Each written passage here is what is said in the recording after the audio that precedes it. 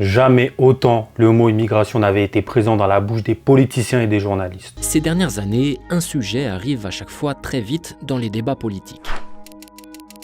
L'immigration. Pour certains, l'immigration serait une chance incroyable pour la France.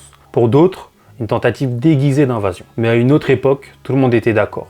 Il fallait faire venir de la main-d'œuvre, facile et exploitable, de gré ou de force. On était prêt même à utiliser la force pour les faire venir. L'immigration algérienne avant 1945. Quand on se dispute avec un Français, l'autorité française directement elle dit le fautif là-dedans c'est l'Algérien. Tout aussi bien au combat, côte à côte avec les nôtres, ils ont achevé de pleinement mériter la fraternelle sollicitude qui les égale partout aux nôtres. Le mariage forcé entre la France et l'Algérie se déroule en 1830, lorsque la France envahit l'Algérie qui est alors un protectorat turc. La France a de grandes ambitions pour ce bout de terre. Assimilation de la population à la culture et aux coutumes françaises.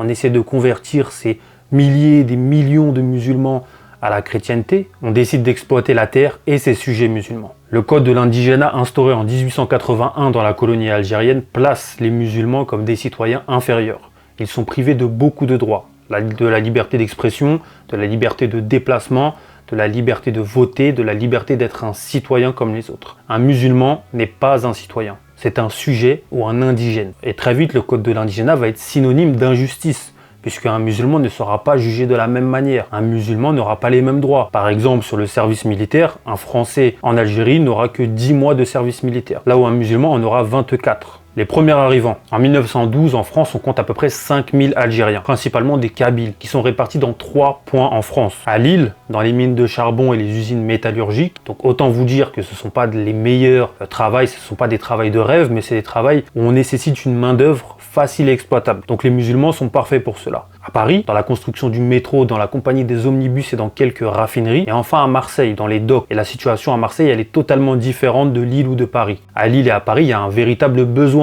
On est dans un pays où l'industrie elle est en plein boom, il y a beaucoup de travail, il y a beaucoup d'opportunités. On a besoin de cette main-d'œuvre qui est d'ailleurs bien accueillie par le peuple français. Puisque c'est une main-d'œuvre qui est travailleuse, qui charbonne. Il suffit de voir les photos des travailleurs quand ils sortent des mines de charbon. Autant dire qu'aucun Français ne veut le faire, même s'il y en a quelques-uns qui le font. À Marseille, la situation est totalement différente. Dans les docks, il y a énormément de grèves.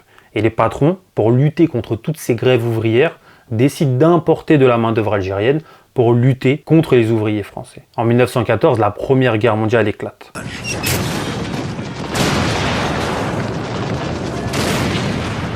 Le gouvernement français regarde les chiffres et il voit que sur le front, malheureusement beaucoup, énormément de soldats français sont en train de mourir. On a besoin de main-d'œuvre face à ces pertes considérables. On a besoin de soldats, mais on a aussi besoin de main-d'œuvre dans les usines. Le gouvernement il va donc encourager les entreprises françaises à aller directement en Algérie recruter de la main-d'œuvre. En Algérie, comme je vous ai dit, il y a le code de l'indigénat qui est en train de sévir. Il y a de plus en plus d'expropriation des terres. Le musulman algérien, il est tranquille, il a son lopin de terre, il cultive la terre.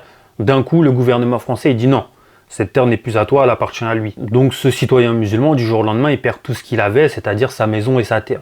Qu'est-ce qu'il va faire pour survivre? Il va aller dans les villes algériennes, là où les entreprises françaises recrutent. En 1916, la situation elle est chaotique. Il faut ramener de plus en plus de main-d'œuvre. On fait voter un décret le 14 septembre 1916 pour accélérer cette immigration. C'est ainsi qu'entre 1914 et 1918, tu as 100 000 Algériens qui vont travailler dans les usines d'armement et de défense nationale. Pour l'armée, c'est pareil. Le gouvernement, il se dit, bon, il y a des jeunes musulmans qui ont fait un service militaire, on va les recruter, ils vont aller se battre pour nous. Sauf que là, les musulmans, ils sont beaucoup plus intelligents parce qu'ils se disent, non, déjà, on va pas aller se battre pour quelqu'un qui nous opprime, et d'autre part, on va pas aller se battre pour une armée chrétienne. Donc ces deux points-là, ils sont bloquants. Il y a beaucoup de jeunes musulmans qui disent non, on n'y va pas. Là, le gouvernement français, il va être beaucoup plus dur puisqu'il va recruter par circonscription. Ça veut dire qu'ils n'auront pas le droit de refuser et ils seront obligés d'y aller.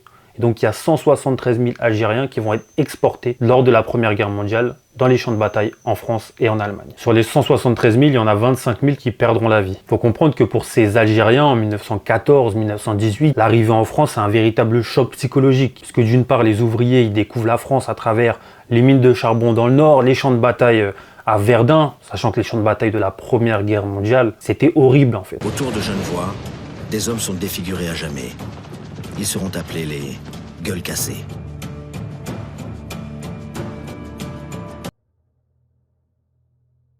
Puis dans les villes, on ramène des Algériens de la campagne. Ils se retrouvent en plein Paris, dans une ville qui est l'une des plus modernes du monde. Ils sont parachutés dans une autre culture, dans d'autres codes, dans d'autres coutumes, dans un monde industriel qui est déshumanisé et qui va beaucoup plus vite. En 1919, à la fin de la guerre, c'est 1 300 000 morts français qui sont tombés dans les champs de bataille pendant la Première Guerre mondiale. La France est dévastée. Il faut tout reconstruire. Qu'est-ce qu'on fait? On fait appel à de la main-d'œuvre algérienne. Il faut comprendre la situation en 1920 des musulmans d'Algérie qui, en Algérie, sont des sous-hommes.